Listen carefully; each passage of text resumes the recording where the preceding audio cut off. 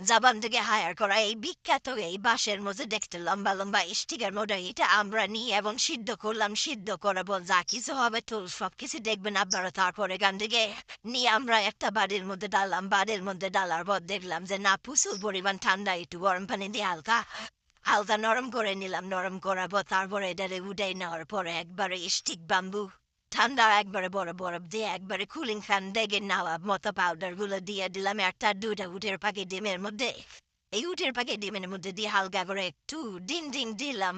তারপর সাওয়াতে একটু খাসা বালিয়ে এনে তা দিয়ে দিয়ে তারপর তেলের মধ্যে দিয়ে দিয়ে দিলাম ছেড়ে। আর এলো রিপুন মেয়ের ভিডিওর মতো ঠাস করে ঠুস। তারপর দিলাম হলো বাম্বু থেকে লিটিল বাম্বু স্টিক গুলা এখানে ছেড়ে দেওয়ার পর একটু তারাবে একটু শুকনা মরিচের গুঁড়া একটু আদা রসুন দিয়ে তারপর মায়ের ছেড়ে দিয়ে আর লিটিল বাম্বু তিরি তিরি কুড়া।